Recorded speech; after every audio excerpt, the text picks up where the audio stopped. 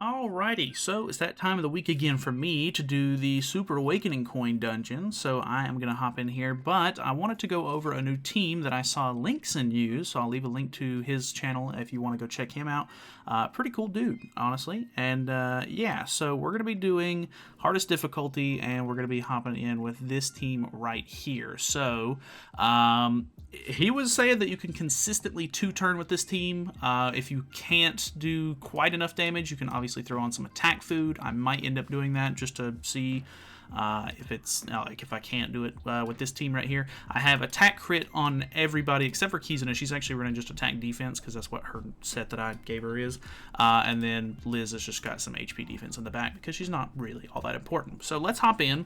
I'm always looking to try to speed this dungeon up personally, just because doing it on the highest difficulty can be really annoying a lot of the times, because if you don't drop a chest in turn 1, you kind of want to reset and try to do that if possible.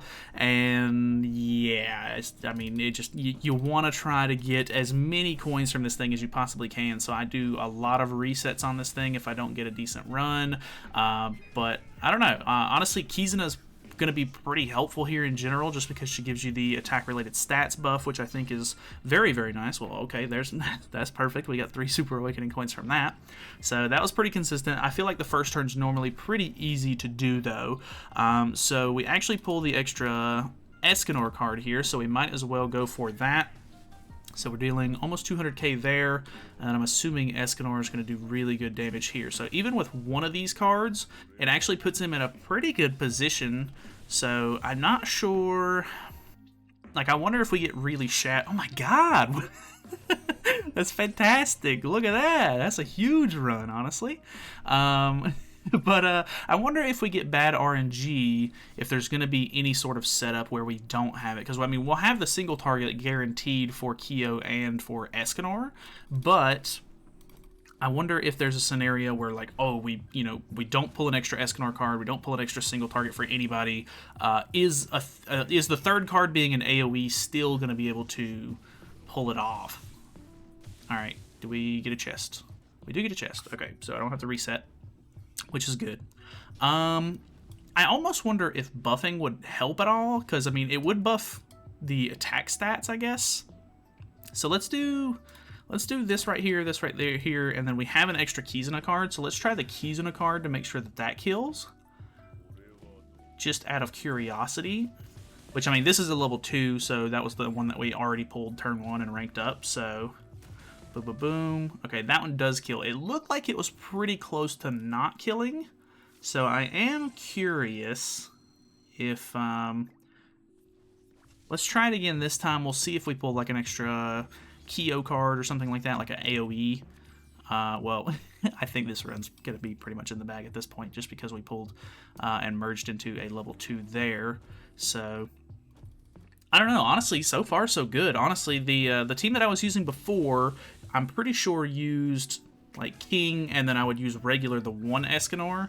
And if you got a really good amount of RNG, so this one you got to reset on because we didn't pull we didn't pull a chest on that. But if we got a good amount of RNG and we actually pulled some decent single targets for Escanor, normally, like, or well, I don't want to say normally, you could 2-turn it, but it was normally a 3-turn run pretty much every single time, which was kind of annoying, just because, like, you already have to deal with, like, oh, association effect, okay, we activate unique, oh, we activate the holy relic. Like, there's so many, like, small things that you have to worry about, like, kind of clogging up your runs and making them a little bit slower, whereas in this game mode you get 15, or is it 15 or 12 runs? I can't remember. I think it's 15.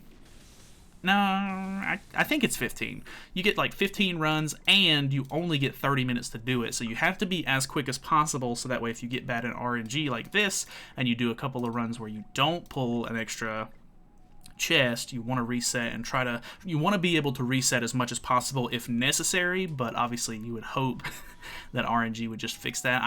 I really do hate that this stage isn't just guaranteed chest on turn 1 and 2. If they would just do it like that, I would literally auto this every week, or well, every other week, I guess, because you don't always get a dungeon key every week. But I would auto this, honestly. Like, I would not feel the need to go any further as far as like trying to reset for like good chests or anything like that. as long as I could guarantee a chest. So like right here, you know, sometimes you get screwed. Sometimes you get really bad luck over and over and over again. Like there was a run that I did a couple of weeks ago where like I went 6 or 7 runs in a row without getting a chest, and it just happens because the chest drop rate is just kind of meh, like it's not great. So I don't know, really annoying, which that's the whole reason why I run the highest difficulty in general, is so that way I have better rates to try to drop an extra chest or just get higher tier chests.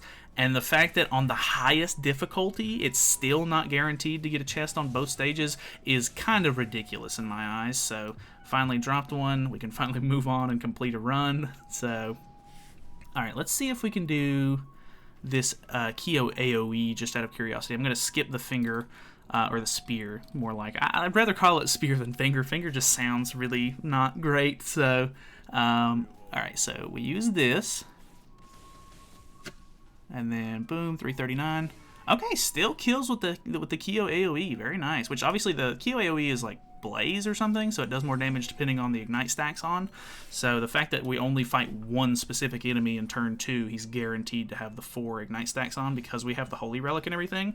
And obviously, this isn't the most free-to-play team, or yeah, this isn't the most like free-to-play friendly team or anything like that, just because not only are we having to run a collab unit, which is unfortunate. We have to run another collab unit, so if you weren't around for this one, which this one was free, and it was pretty recent as of the time of recording this, but if you see this in the future, you know, you might not have been able to get her, or you just weren't playing at the time, or who knows what the case was. But, you know, I hate running collab units for some stuff, but if you have it, and you've got the luxury of using it, you might as well try to.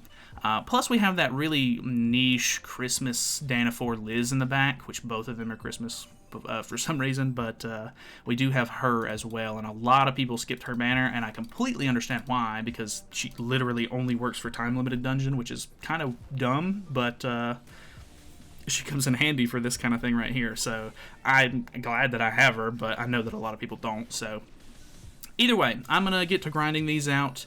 Hope you guys enjoyed the team. Like I said, shout out to Linkson for obviously the idea and everything like that, and just being able to use it in general. And so far, I mean, it's honestly working really well, even though I'm getting terrible RNG with these runs. But then again, it is what it is. So thanks so much for watching. Hopefully you guys enjoyed the video. Feel free to subscribe, like I said in the beginning. And yeah, see you later.